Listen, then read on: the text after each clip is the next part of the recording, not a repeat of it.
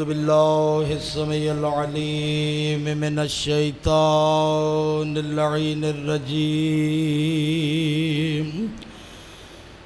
بسم الله الرحمن الرحيم الحمد لله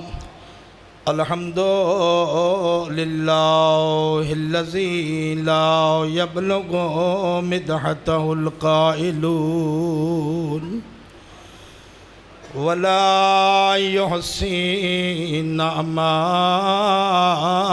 العادون ولا يؤدي حقه المجتهدون الذي لا يدركه بعد الهمام ولا يناله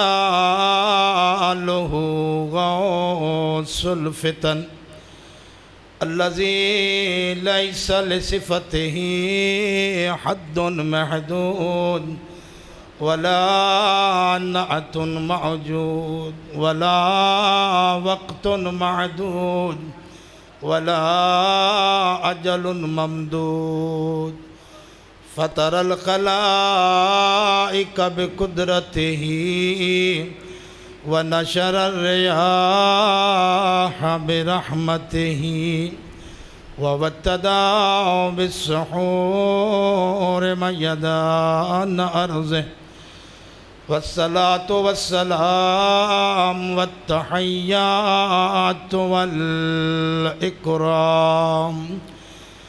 الذي شجرته خير الشجر وعطرته خير العطر وأسرته خير العسر على العبد المؤيد والرسول المسدد المصطفى الأمجد والمحمود الأحمد أبي القاسم محمد اللهم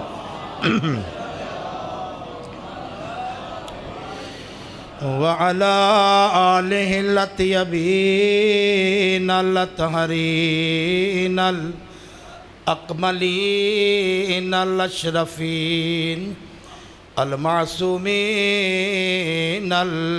المظلومين لا سيما بقية الله في الأرضين الذين أذهب الله عنهم الرجس وطهرهم تطهيرا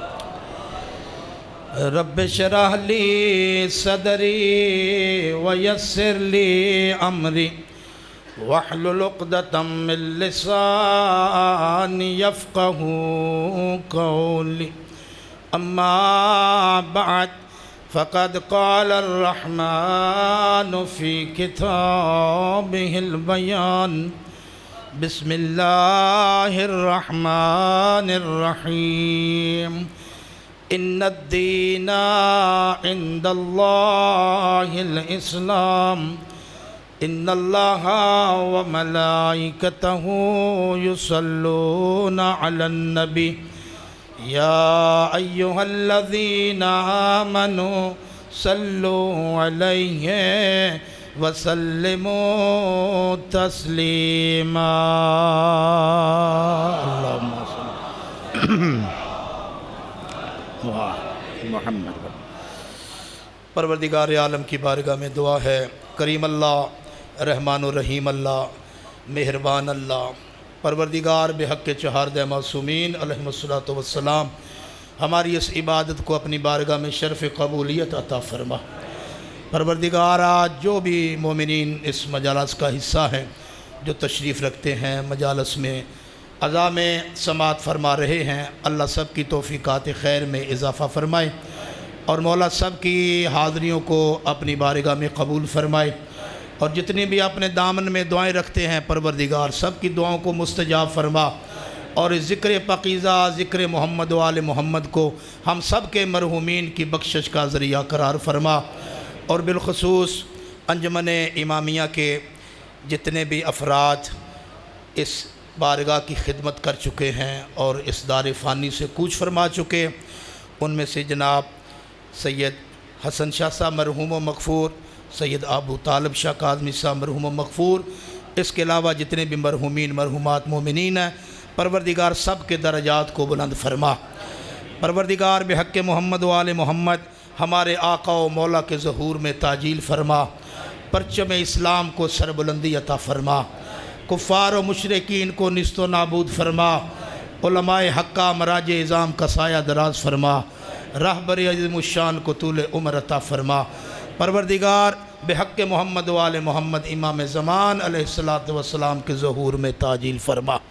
ایک صلوات پڑھیں محمد و آل محمد۔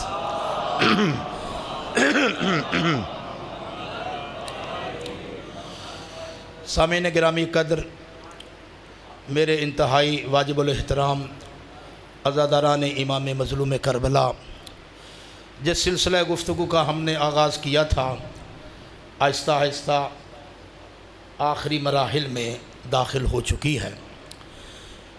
الحمدللہ آج ہماری 8ویں نشست ہے، جس محبت، عقیدت، خلوص کے ساتھ آپ حقیر کا بیان سماعت فرما رہے ہیں، اللہ آپ کو اس کا اجر عظیم عطا فرمائے۔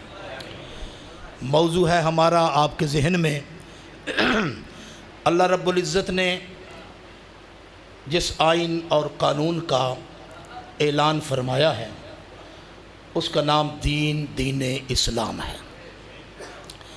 اللہ نے ہماری رہنمائی کے لیے، ہماری ہدایت کے لیے اپنے حبیب کے ذریعے بہترین انتظام فرمایا ہے۔ پہلا میں فضیلت کا جملہ کہنے جا رہا ہوں، چشمہ نہ ہو تو پانی نہیں ملتا،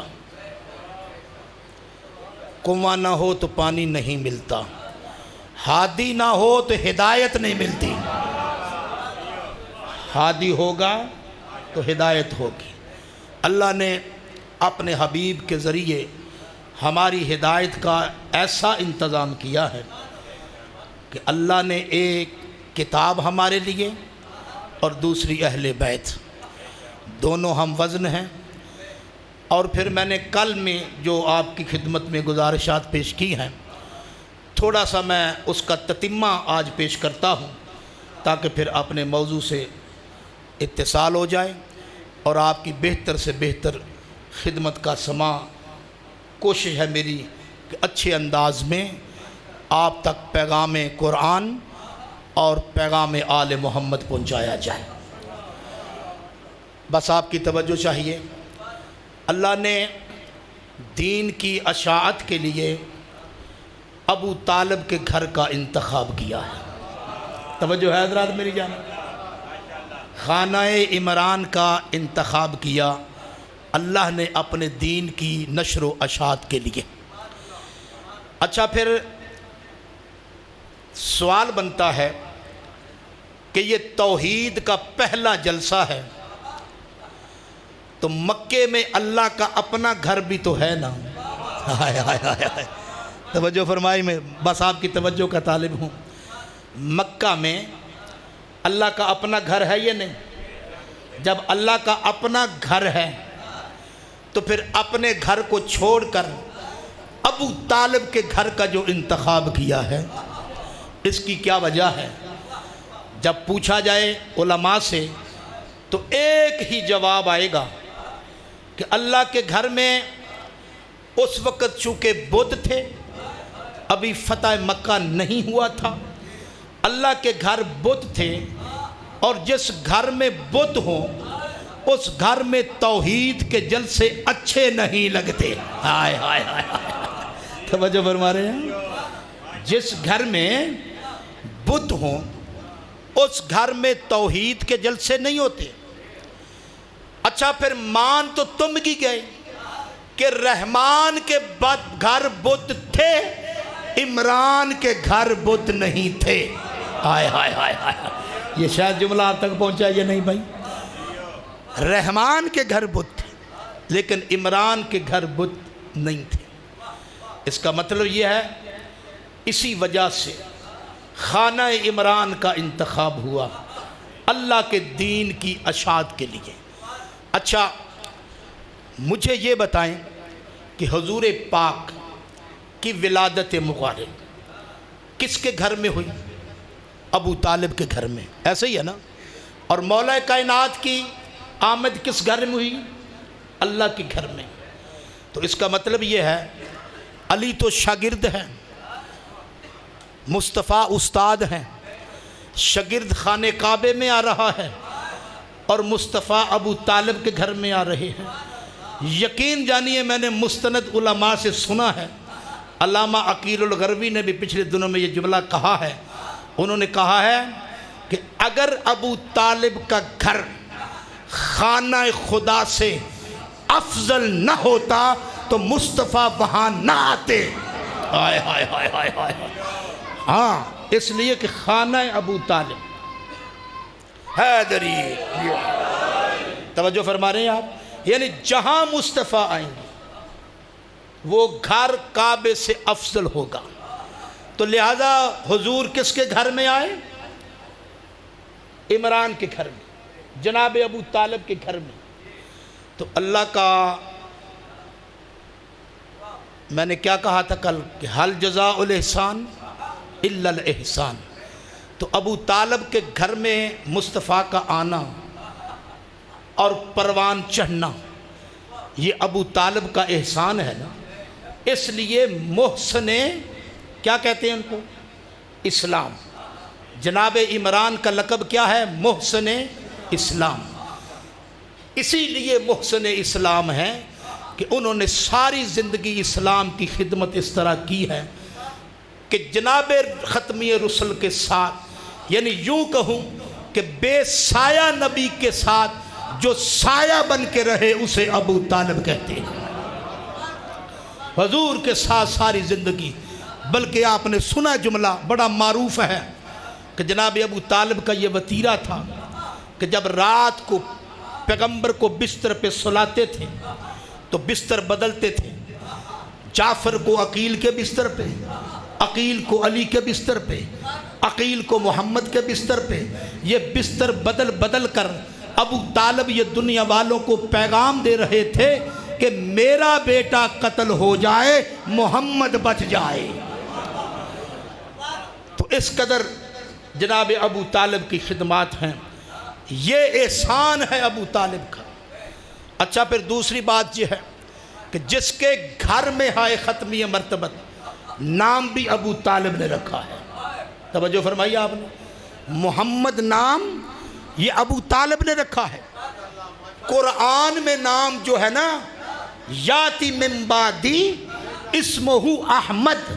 حضرت عیسیٰ نے کہا تھا کہ میرے بعد جو نبی آئے گا اس کا نام احمد ہوگا. اللہ کو ابو طالب کا رکھا ہوا نام اتنا پسند آیا کہ اللہ نے کلمے کا جز بنا دیا. ہائے ہائے ہائے ہائے ہائے. لا الہ الا اللہ محمد الرسول اللہ. یہ ابو طالب کا رکھا ہوا نام ہے. یہ دوسرا احسان ہے ابو طالب کا. اور تیسرا کیا ہے؟ توجہ فرمانی آپ نے بھائی. پہلا احسان ابو طالب کے گھر میں، دوسرا نام رکھا، اور تیسرا میں نے گزارش کی تھی کہ ابو طالب نے نکاح پڑھا ختمی رسل کا. یہ کل میں نے آپ کو گزارش کی ہے. یہ میں اس لیے اتصال کر رہا ہوں تاکہ اگر موضوع کے ساتھ متصل ہو جائے. تو 3 احسان ہو گئے نا. تو اللہ نے کہا ابو طالب تو نے 3 احسان کیے میرے حبیب پر، جب تک میں ان کا بدلہ نہ دوں. اللہ کہتا ہے حل جزاء الاحسان الا الاحسان. احسان کا بدلہ احسان ہے. ابو طالب میرا محمد آیا ہے آپ کے گھر میں، تیرا علی آئے گا میرے گھر میں. ہائے ہائے ہائے ہائے. توجہ فرما رہے ہیں آپ بھائی. تیرا علی آئے گا میرے گھر میں. تو نے نام محمد رکھا، میں نے علی رکھا. تو نے میرے محمد کا نکاح فرش پہ پڑا ہے، میں تیرے علی کا نکاح عرش پہ پڑھوں گا۔ ہائے ہائے ہائے ہائے ہائے۔ تو لہذا بڑی محبت کے ساتھ آپ سماعت فرما رہے ہیں۔ قرآن اور اہل بیت، اللہ نے ہماری ہدایت کے لیے ان دو چیزوں کو اپنے حبیب کے ذریعے ہم تک پہنچایا ہے۔ میری کچھ ذمہ داریاں ہیں، وہ بھی انشاءاللہ میں نے ادا کرنی ہیں۔ مجھ سے نوجوان سوال کرتے ہیں، لیکن ان سوالوں کا جواب دینے کا اتنا ٹائم نہیں ہے کہ ٹائم بڑا مختصر ہوتا ہے۔ کچھ جوانوں نے کہتے ہیں کہ مولانا صاحب کوئی تعویذ بنا دے، کوئی تنگ دستی ہے۔ میں انہیں پیغام دیتا ہوں، میرے بچوں، میرے جوانوں، آپ کے پاس جو کچھ ہے نا، وہ کسی کے پاس نہیں ہے۔ کسی کی اچھی کوٹھی دیکھ کر، کسی کی اچھی کار دیکھ کر، کسی کی اچھی گاڑی دیکھ کر کبھی دل میں ملال نہ لایا کرو، اس لیے کہ یہ اگر سب کچھ نہیں ہے، علی تو ہے نا۔ ہائے ہائے ہائے ہائے ہائے ہائے ہائے ہائے، بھائی علی تو ہے نا آپ کے پاس، یہ سب کچھ نہیں۔ خدا کی قسم اس منبر پر میں بڑی ذمہ داری سے عرض کر رہا ہوں، چھٹے مولا کے پاس ایک بندہ آیا، میں پیغام دے کر آگے بڑھ جاؤں۔ چھٹے مولا کے پاس بندہ آیا، اس نے کہا مولا تنگ دست ہوں، غریب ہوں۔ چھٹے مولا نے فرمایا میں صادق ہو کر کہتا ہوں کہ تجھ جیسا کوئی امیر کائنات میں ہے ہی نہیں۔ ہائے ہائے ہائے ہائے ہائے، تجھ جیسا امیر کون ہے؟ اس نے کہا مولا کیسے؟ اس نے کہا بتا تیرے دل میں ہماری ولایت ہے یا نہیں؟ توجہ بھائی، تیرے دل میں ہماری ولایت ہے؟ اس نے کہا مولا وہ تو ہے۔ اچھا تو امیر ہونا چاہتا ہے؟ کہا ہاں۔ تو پھر اس ولایت کو بیچ دے۔ ہائے ہائے ہائے ہائے۔ اس نے کہا مولا خریدے گا کون؟ مولا نے کہا میں۔ ہائے ہائے ہائے ہائے، مولا نے کہا میں خریدوں گا۔ کہا مولا کتنے میں؟ کہا 500 درہم لے لے۔ کہا مولا بہت تھوڑی کم قیمت ہے۔ 1000 درہم؟ کہا نہیں۔ 5000 درہم لے لے؟ کہا نہیں۔ پھر مولا نے کہا اچھا اب میں اس کی قیمت دیتا ہوں، یہ پہاڑ جو ہے یہ اگر سونے کا بن جائے یہ تو لے لے، ولایت مجھے دے دے۔ اس نے کہا مولا اگر کائنات کی پوری دنیا میرے قدموں میں لا کر رکھ دی جائے تو میں ٹھوکر مار دوں گا، میں ولایت علی ابن ابی طالب کا سودا نہیں کروں گا۔ ہائے ہائے ہائے ہائے ہائے۔ لہذا میرے بچوں آپ کے دل میں ولایت علی ہے، کبھی گھبرانے کی ضرورت نہیں ہے۔ دنیا یہاں ہے، میرے مولا وہ ہیں جنہوں نے کہا تلقتک الثلاث یا دنیا غری غیری یا دنیا، اے دنیا کسی اور کو جا کے دھوکہ دے، تو علی کو دھوکہ نہیں دے سکتی۔ میں نے تجھے 3 طلاقیں دے دی ہیں، اس کے بعد پھر رجوع بھی نہیں ہو سکتا۔ دنیا نہیں چاہیے ہمیں۔ کربلا دنیا داری کا نام نہیں۔ یہ پیغامات لیتے جائیں بھائی، لالچی انسان کی کربلا میں کوئی گنجائش نہیں ہے۔ کربلا لالچی انسان پیدا نہیں کرتی، کربلا ہول پیدا کرتی ہے۔ تو لہذا میرے محترم سامعین کبھی بھی گھبرانے کی ضرورت نہیں ہے، سب کچھ آپ کے پاس ہے۔ مقداد ابن اسود بڑا پیارا صحابی تھا میرے مولا کا۔ میرے مولا کے پاس آ کر کہتا ہے، اس نے بھی تنگ دستی کی شکایت کی، مولا گھر میں فاقہ ہے، کچھ انتظام فرمائیے۔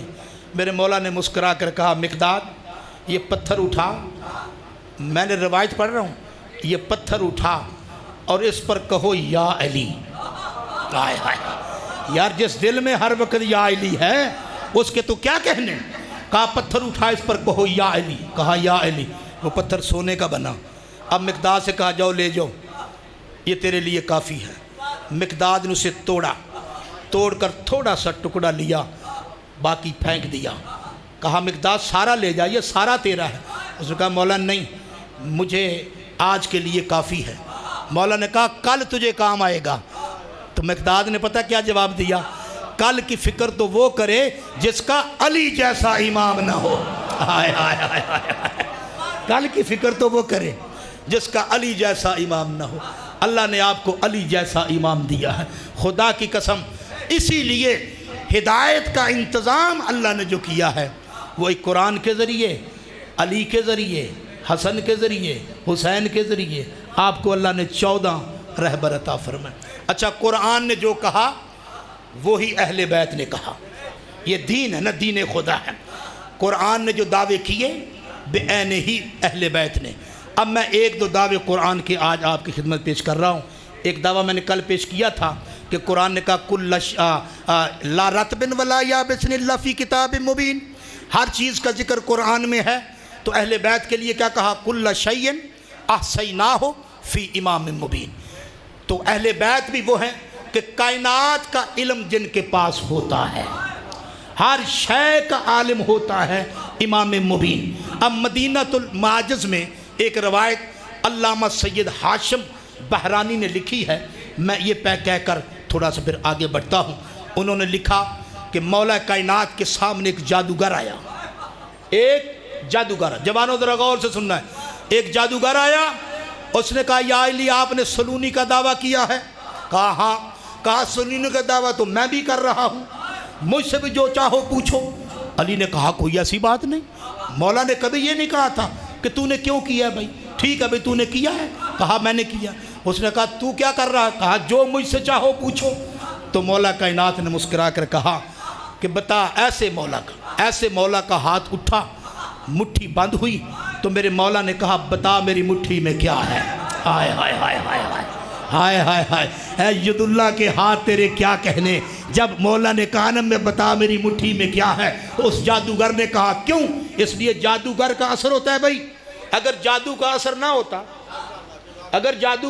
ہوتا تو پھر جو حضرت موسیٰ نے عصا پھینکا تھا تو وہ اژدہا بنا، جادوگروں نے رسیاں پھینکی، چھوٹے چھوٹے سانپ بنے۔ اس کا مطلب ہے جادو کا اثر ہے نا، تو وہ جادو کا اثر اس نے اپنے جادو کا وہ چکر چلایا، وہ علم کے گھوڑے دوڑانے کے بعد کہا یا علی آپ نے ابھی فلاں پہاڑی کے اوپر ایک پرندے نے انڈا دیا ہے، آپ نے وہ مٹھی میں انڈا لے کر مجھ سے پوچھ رہے ہیں کہ میری مٹھی میں کیا ہے۔ تو میرے مولا نے کہا تو ٹھیک کہتا ہے، تیرا علم ٹھیک کہتا ہے، تو اب یہ بتا، اب میں مانوں گا تجھے کہ تیرے پاس بھی علم میرے جتنا ہے، جہاں سے میں نے یہ اٹھایا ہے تو وہاں رکھ کر دکھا۔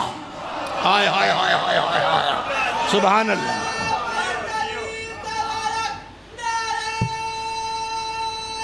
حیدری سلامت رہیں، آباد رہیں۔ اگر تیرا دعویٰ ہے کہ میرا علم سلامت رہیں، آباد رہیں، کہ میرا علم بھی آپ جتنا ہے تو پھر وہاں رکھ کر دکھا۔ اس نے کہا نہیں بس میرا علم اتنا ہی تھا۔ اب پیغام یہ ہے اس میں، مولا نے کہا تو کہتا تھا کہ میں بھی ہر چیز کا عالم ہوں، اب تیرا علم کہاں گیا؟ توجہ بھائی توجہ، تیرا علم کہاں گیا؟ مولا نے اسے کہا جہاں تک تیرا علم ہے نا وہاں تک میرا ہاتھ جاتا ہے۔ ہائے ہائے ہائے ہائے ہائے ہائے ہائے ہائے ہائے ہائے ہائے، سلامت رہیں، آباد رہیں، اللہ آپ کو خوش رکھے۔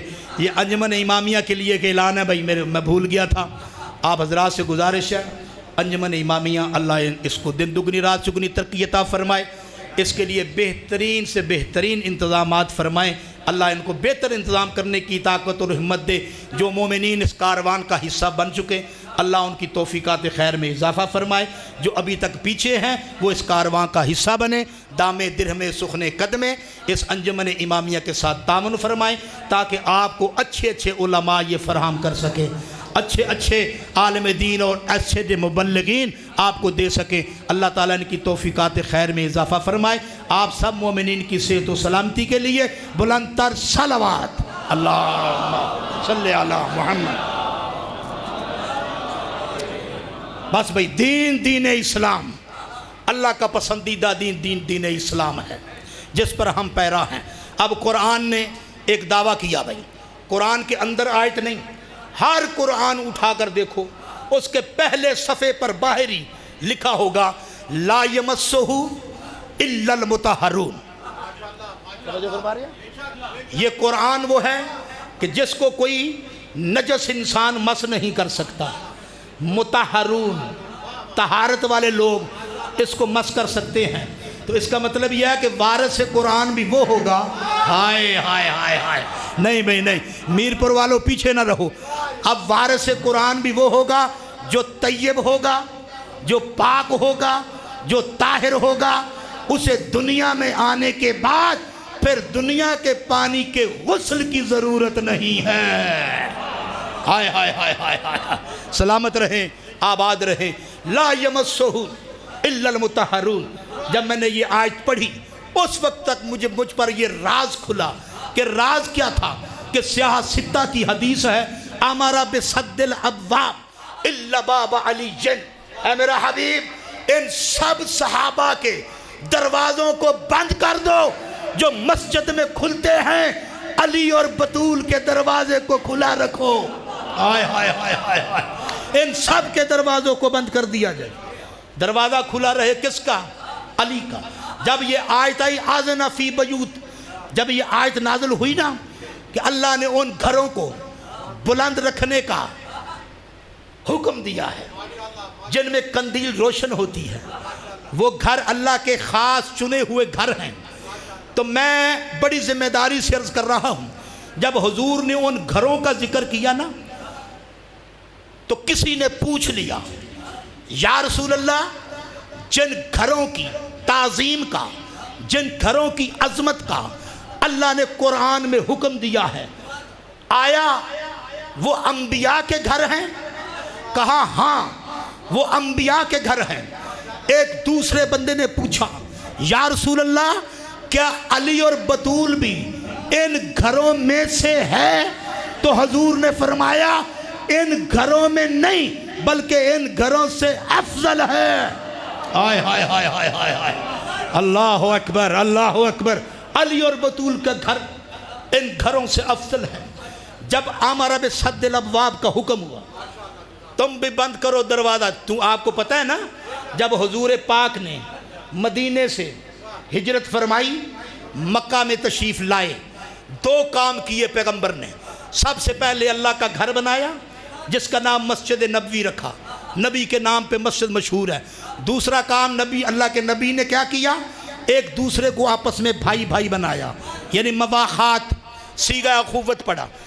اب میں ایک جملہ کہنے جا رہا ہوں اپنے دوستوں کے لیے اور اپنے خاص امام حسین کے مہمانوں کے لیے. یہ خاص جملہ ہے آج کا. سب کو اللہ کے نبی نے مسجد بنانے کے بعد سب کو دوست بنایا. کیوں؟ مہاجرین بھی تھے، انصار بھی تھے. انصار کہتے تھے ہمیں فوقیت ہے، مہاجر کہتے تھے ہمیں فوقیت ہے. ان میں تھوڑا سا جھگڑا پیدا ہوا. اللہ کے نبی نے کہا نہیں بھائی، میں تمہیں بھائی بھائی بناتا ہوں. اللہ کے نبی نے جس کا مزاج جس سے ملتا تھا اللہ کے نبی نے اس کا بھائی بنا دیا. ابو ذر کو سلیمان کا بھائی. ہائے ہائے ہائے ہائے ہائے ہائے، جس کا مزاج جس سے ملتا تھا. اب میں نے نام نہیں لینے، رسول اللہ نے بھائی بنائے. تو جب رسول اللہ کسی کو بھائی بنائے تو پھر وہ بھائی ہے. ہائے ہائے ہائے ہائے ہائے، اللہ اکبر، وہ بھائی ہے.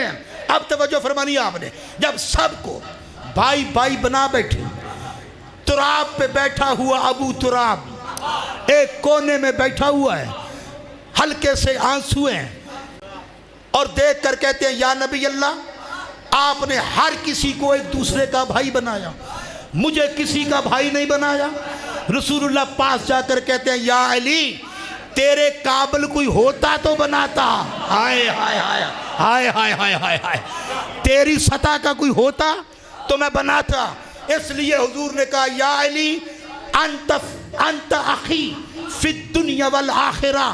دنیا والوں سنو، علی وہ ہے جو نبی کا دنیا میں بھی بھائی ہے، آخرت میں بھی بھائی ہے. ہائے ہائے ہائے، حیدری سب نے آباد رہیں. صلوات پر محمد و آل محمد. اللہ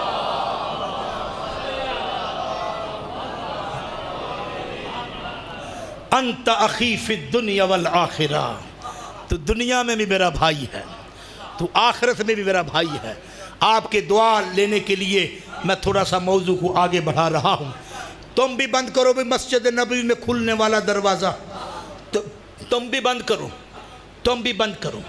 سب کو جو حکم ہوا جاؤ جا کے پڑھ لے، کتابوں میں لکھا ہوا ہے، صحیح بخاری میں ہے، صحیح مسلم میں ہے، باقی سیاستہ کی باقی کتابوں میں ہماری اصول اربع ہیں، ان میں ملے گا کہ حکم آیا اللہ کی طرف سے۔ جب حضور نے دروازے بند کیے تو عبداللہ ابن عباس نے کہا یا رسول اللہ، کوئی میرے لیے کوئی کھڑکی کا تھوڑا سا گنجائش ہے؟ کسی اور نے کہا یا رسول اللہ کوئی سوراخ رکھ لیں؟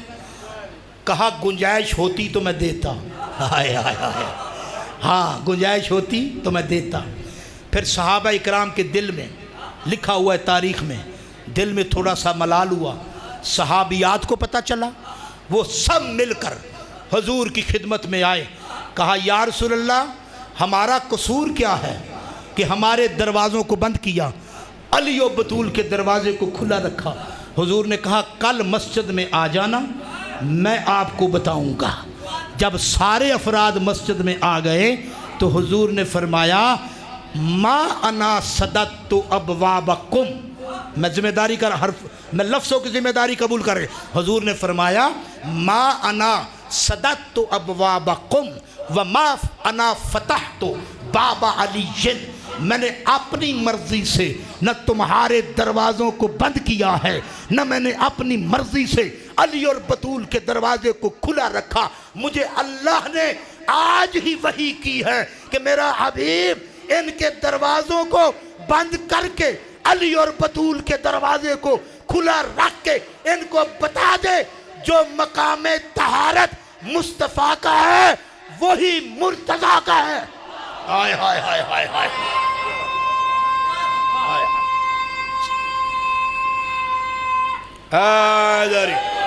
سلامت آباد رہے، شاد رہے، اللہ آپ کو سلامتی دے۔ جو مقام طہارت مصطفیٰ کا ہے وہی مقام طہارت مرتضیٰ کا ہے۔ لہٰذا میں نے اپنی مرضی سے کوئی دروازہ کسی کا بند نہیں کیا، نہ ہی علی بطول کے دروازے کو کھلا رکھا ہے، اللہ کے حکم کے مطابق جو میں نے کیا ہے۔ اچھا پھر کیا ہوا؟ پھر جب آئے تو اس وقت ایک روایت سے میں نے پڑھا، جب انہوں نے اصرار کیا کہ یا رسول اللہ کچھ نہ کچھ تو ہمیں دیا جائے، کوئی کھڑکی کو روشن دان کچھ دیا جائے، جب یہ کھلے ہوئے تھے تو فوراً جبرائیل نازل ہوئے، کہنے لگے اے اللہ کے رسول، اللہ کہتا ہے کہ ان کے روشن دان بھی بند کر دیے جائیں۔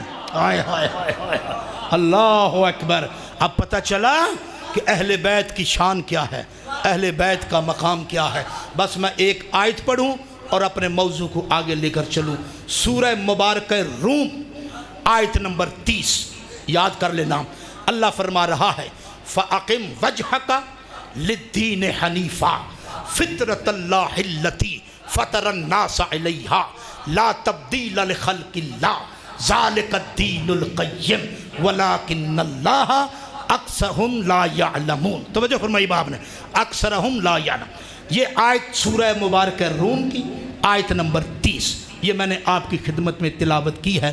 اللہ فرما رہا ہے کہ اپنی زندگی کو اللہ کے اس دین کے آگے سر خم کر دو جس کو اللہ نے دین حنیف بنایا ہے، اور حنیف کا معنی ہوتا ہے سیدھا۔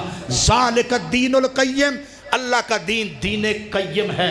تو میں یہاں رک کر کہوں گا کہ اگر اللہ کا دین دین قیم ہے تو یعنی قیم کا معنی سمجھے نا، مضبوط اور مستحکم دین، اگر دین قیم ہے تو وارث دین بھی دنیا وہ لائے جو قیم ہو۔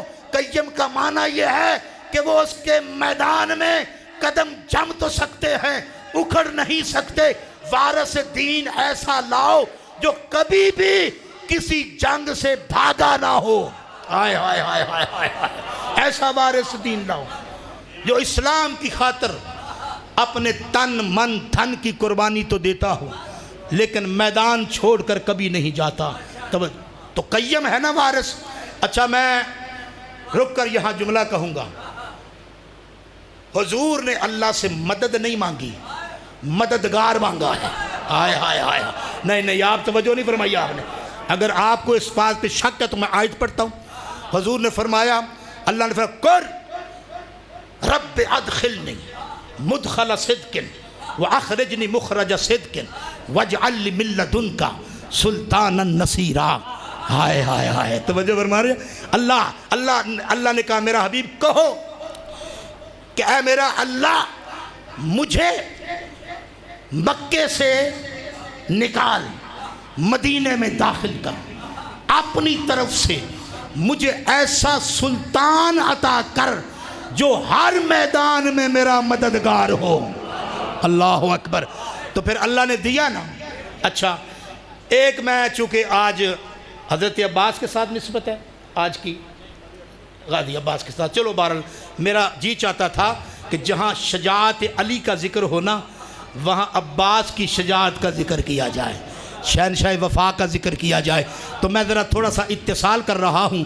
جس طرح نبی نے دین خدا کی نصرت کے لیے علی مانگا ہے, اسی طرح حسین نے نصرت دین کے لیے اللہ سے عباس مانگا ہے. ہائے ہائے ہائے ہائے, ایسے ہی ہے. یعنی دین قیم, دین مضبوط اور دین مستحکم, جو اللہ کا سب سے مستحکم اور مضبوط دین ہے. تو وارث دین بھی مضبوط ہوگا نا, وارث دین بھی مستحکم ہوگا نا.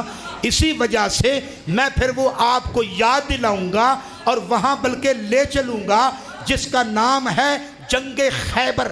میں خیبر کے میدان میں تھوڑی دیر کے لیے آپ کو لے چلوں گا. حضور نے فرمایا تھا لَأُعْتِيَنَّ الرَّايَةَ غَدًا رَجُلًا كَرَّارًا غَيْرَ فَرَّارٍ يُحِبُّ اللَّهَ وَرَسُولُهُ وَيُحِبُّهُ اللَّهُ وَرَسُولُهُ لَا يَفْتَحُ حَتَّى لَا يَرْجِعُ حَتَّى يَفْتَحُ اللَّهُ عَلَى يَدَيْهِ. حضور نے فرمایا مجھے قسم ہے اللہ کی, کل میں ضرور بے ضرور علم اس کو دوں گا جو مرد ہوگا. ہائے ہائے ہائے ہائے ہائے ہائے, توجہ فرما رہی آپ. ہاں کل میں علم اس کو دوں گا جو مرد ہوگا. اس کا مطلب یہ کتنے دن جنگ ہوتی رہی بھائی؟ 39 دن. 40ویں دن کی فتح کا اعلان ہونا تھا. حضور نے فرمایا تھا 39 دن لڑو گے, 40ویں دن میں فتح. اچھا ہوا کیا بھائی؟ حضور مدینے میں تھے. توجہ بھائی, میں تھوڑا سا نقشہ آپ کو بتاؤں تاکہ میرے جوانوں کو ذہن میں, کیوں اس لیے کہ ہمارے بزرگوں نے کہا تھا کہ اپنی قوم کو یہ جنگ خیبر سنایا کرو تاکہ قومیں بزدل نہ ہو جائیں. ہماری قوم بہادر ہے الحمدللہ, ہم نے بہادر لیڈر کو مانا ہے, لہٰذا ہم بھی اپنی بہادری کا اعلان کرتے ہیں. تو کیا گوا لَأُعْتِيَنَّ. توجہ بھائی, یہ صحیح بخاری میں پوری حدیث نہیں ہے, آدھی صحیح بخاری میں ہے, آدھی صحیح مسلم میں ہے, جیسے ہے ویسے میں پڑھوں گا. اللہ کے نبی نے کب فرمایا؟ جب اللہ کے نبی نے اپنے صحابہ کو جمع کیا, جمع کر کے یہ کہا, تاریخ پڑھ رہا ہوں بھائی, کہ میرے صحابیوں مرحب کی شیطانیاں حد سے بڑھ گئی ہیں. جب بھی کوئی مسلمان ادھر سے گزرتا ہے تو وہ انہیں تنگ کرتا ہے, لہذا جو تنگ کرے طے ہو گیا کہ اس کا رستہ روک دیا جائے. جو بے جا کسی کو تنگ کرتا ہے, میں مثال دیتا ہوں, جس گلی میں کوئی کتا پاگل ہو جائے فرض کرے, تو کتے کو روکیں گے نا, انسان تو چلیں گے, اس کو روکیں گے. انسانوں کے آنے جانے کا رستہ ہے. یا ایک اور مثال دیتا ہوں, میں کہتا ہوں یا رسول اللہ, جب آپ گلی سے گزرتے تھے تو مسلمانوں نے اس روایت کو لکھا کہ ایک بڑھیا تھی اور حضور پر وہ کوڑا کرکٹ پھینکتی تھی. لیکن میں اس بات کو اس لیے نہیں مانتا کہ تاریخ میں لکھا ہوا ہے کوڑا پھینکتی تھی, قرآن میں لکھا ہوا ہے کہ نبی پر نہیں گرتا تھا, کیونکہ آیت تطہیر کے مالک ہے نا. کوڑا کرکٹ کے ساتھ ان کا کیا تعلق ہے؟ اگر اس حدیث کو مان بھی لیا جائے, چلو میں کہوں گا یا رسول اللہ, اگر وہ بڑھیا اپنی عادت سے باز نہیں آتی تو آپ ہی گلی بدل لیں تو عجب نہیں جواب آئے. جو حق پہ ہوتا ہے وہ روٹ کبھی نہیں بدلتا. ہائے ہائے ہائے ہائے ہائے, جو حق پہ ہوتے ہیں لوگ اپنے روٹ پہ چلتے ہیں. اس لیے حضور نے فیصلہ کیا کہ مرحب کے ساتھ لڑنا ہے بھائی. سارے صحابہ تیار ہوئے, لیکن کچھ نے کہا یا رسول اللہ روز روز جنگ اچھی نہیں ہوتی, کیونکہ شریف لوگ جو تھے نا ان کے دلوں کو تھوڑی سی ناگوار بات گزری کہ ہر روز جنگ اچھی نہیں ہوتی.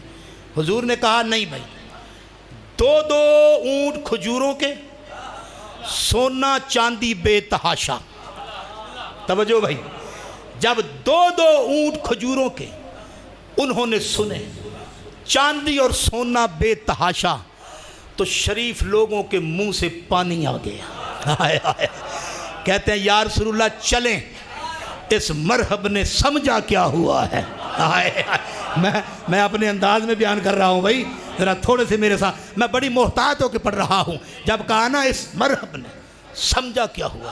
ایک روایت کے مطابق علی میدان خیبر میں تھے، اور دوسری روایت ہے کہ علی مدینے میں تھے.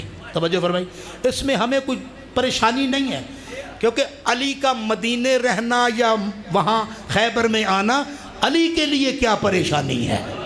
ہاں، علی کے لیے کوئی پریشانی نہیں ہے.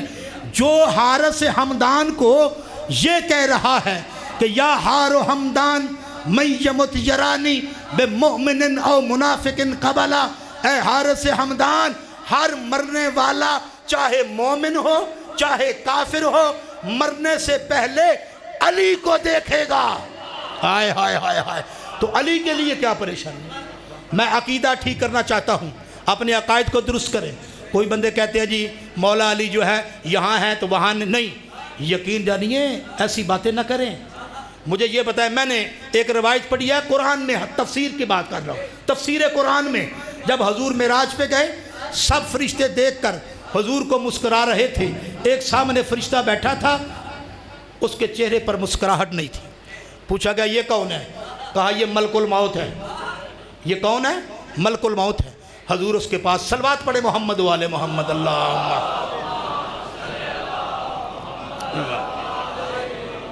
انہوں نے کہا یہ ملک الموت ہے. کہا اچھا، بڑی سختی ہے اس میں بھائی. اچھا، حضور نے پوچھا بھائی تو ملک الموت ہے؟ اس نے کہا ہاں. تو ہر بندے کی جان کو قبض کرتا ہے؟ کہا ہاں. کہا کیسے؟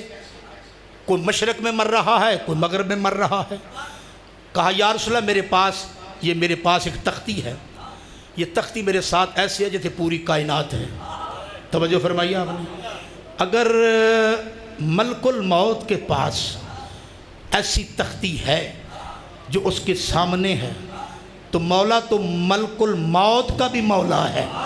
ہائے ہائے ہائے ہائے، یا ان کے بارے میں یہ باتیں کرنا بڑی عجیب سی بات ہے. بلکہ میں نے روایت کا ذمہ دار ہوں، کیونکہ توحید اور ولایت کا یہ اتنا ربط ہے کہ اس جملے سے آپ سمجھیں گے.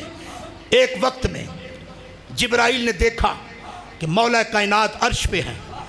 دوسرے لمحے میں دیکھا کہ مولا کائنات مسجد کوفہ کے محراب میں ہیں. کہا استاد محترم، کیا جملہ میں نے کہا؟ جبرائیل نے کہا استاد محترم، ایک لمحے میں آپ اوپر تھے، دوسرے لمحے میں آپ نیچے ہیں.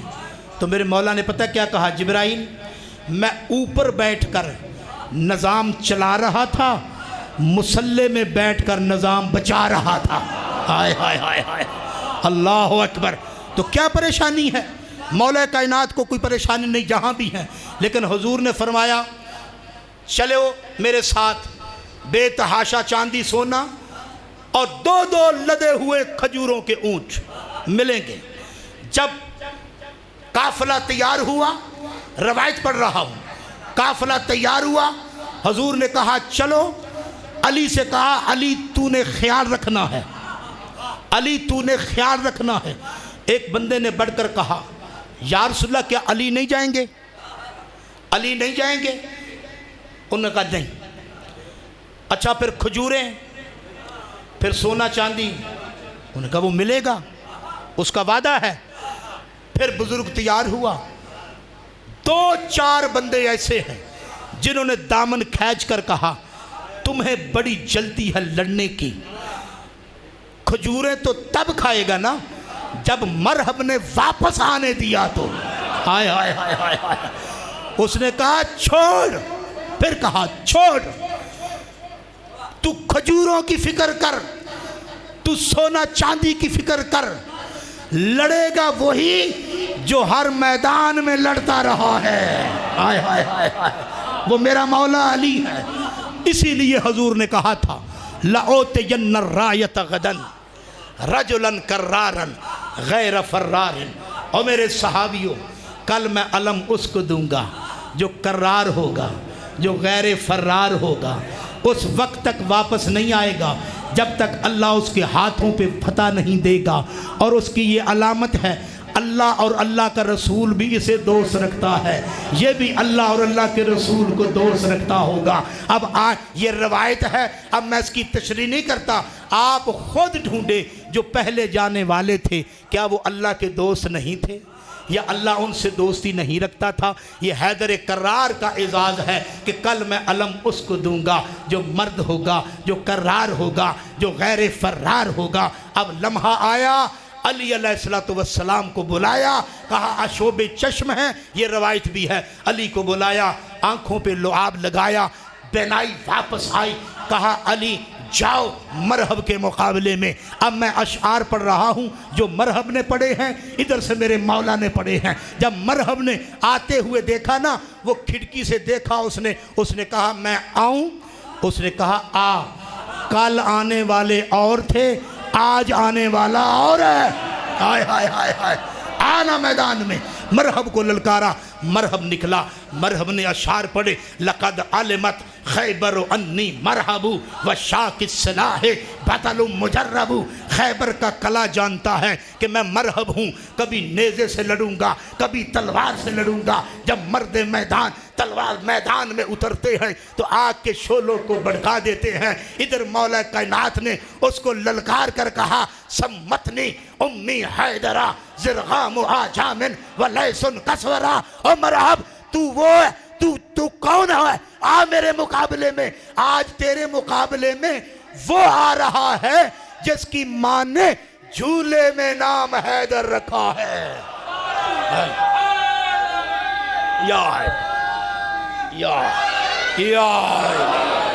ہاں، علی اتنا عادل امام تھا، جب دیکھا مرحب کو آتے ہوئے، اس نے 2 تلواریں لٹکائی ہیں، 2 خول پہنے ہیں، 2 زریں پہنی ہیں، 2 چیزیں لے کر آیا۔ علی نے ایسا عادلانہ وار کیا کہ ایک مرحب کے 2 ٹکڑے کر دیے۔ ہائے ہائے ہائے، اللہ اکبر، ٹکڑے کر دیے۔ ایک ہاتھ میں مرحب کا کٹا ہوا سر ہے، دوسرے ہاتھ میں ذوالفقار ہے۔ جب جبرائیل نے دیکھا، سدرۃ المنتہا کو چھوڑا۔ شجرہ طوبہ کی روایت آپ کو سنا رہا ہوں، صاحب کتاب لکھتا ہے جب علی کی تلوار کا چلنا تھا تو ادھر سے جناب جبرائیل نے سدرۃ المنتہا کو چھوڑا، مولا کی بارگاہ میں آیا، کہتا ہے استاد محترم میرا سلام ہو۔ کہا علیک السلام جبرائیل، مسکرا بھی رہے ہو، تعجب بھی کر رہے ہو۔ جبرائیل کہتے ہیں تعجب اس لیے کر رہا ہوں کہ میں نے لوط کے جن شہروں پر عذاب ہوا تھا اپنے پروں پہ کئی دن اٹھائے رکھا، مجھے کوئی دقت نہ ہوئی۔ آج آپ کی ضربت کو روکنے کے لیے مجھے اسرافیل کو بھی بلانا پڑا، اسرائیل کو بھی بلانا پڑا۔ ہائے ہائے ہائے، حیدری کہا مسکرا کیوں رہے ہو؟ کہا مسکرا اس لیے رہا ہوں کہ میں نے سدرۃ المنتہا کو چھوڑا، 7ویں آسمان پہ آیا، 7ویں پہ، چھٹے پہ، چھٹے 5 پہ، چوتھے پہ، تیسرے پہ، دوسرے پہ، پہلے پہ آپ کی خدمت میں جب آیا، جس نو سے گزرا، جس خلق سے گزرا، جس آسمان سے گزرا، ہر آسمان کی بسنے والی مخلوق کا یہ ترانہ تھا، لا فتح الا علی، لا سیف الا ذوالفقار۔ اگر کوئی تلوار ہے تو وہ ذوالفقار ہے، اگر کوئی مرد میدان ہے تو وہ حیدر کرار ہے۔ اللہ یا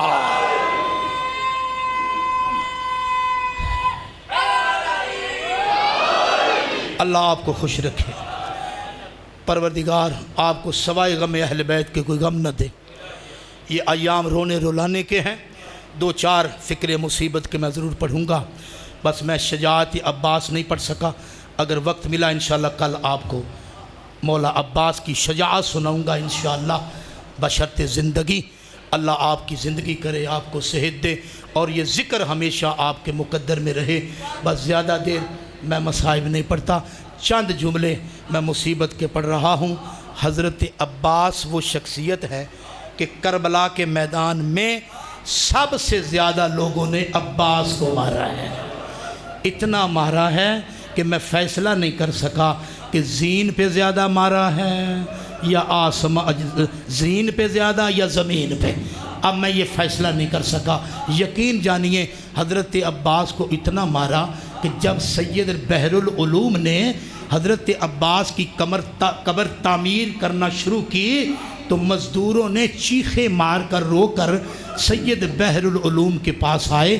کہا سید بحر العلوم تو نے تو کہا تھا عباس بڑے قد آور تھے، عباس کی قبر اتنی چھوٹی کیوں ہے؟ ہائے ہائے اجرکم اللہ، عباس اتنے قد آور تھے، عباس کی قبر اتنی چھوٹی کیوں ہے؟ تو سید بحر العلوم نے کہا او لوگو، جتنا سجاد کو ملا تھا اتنا عباس دفن کر دیا۔ عزادارو، بس میں آپ سے اجازت کا طلبگار ہوں۔ ایک فکرہ مصیبت کا، ایت اللہ العظمی خوئی آل اللہ مقامہ، جب حضرت عباس کے روزے پہ آتے تھے نا، زیارت بعد میں پڑھتے تھے، کچھ سلام پیش کرتے تھے۔ میں وہ سلام پیش کر کے آپ کی زحمت کو ختم کر رہا ہوں۔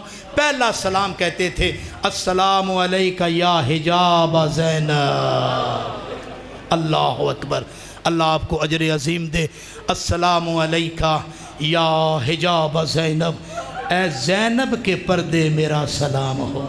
جب تک غازی زندہ رہا زینب کو پردے کی کوئی فکر نہیں تھی۔ دوسرا سلام ایت اللہ خوئی کہتے السلام علیکہ یا شباب الحسین، اے حسین کی جوانی میرا سلام ہو۔ تیسرا سلام پڑھتے تھے اور آغا صاحب بے ہوش ہو جاتے تھے، لوگ پانی چھڑکاؤ کر کے ان کو ہوش میں لاتے تھے۔ وہ تیسرا سلام کیا ہے؟ السلام علیکہ یا سقائے سکینہ، اے سکینہ کے معشوقی میرا سلام ہو۔ اللہ لعنت اللہ علی الظالمین، سیعلم الذین ظلموا ایام انقلب۔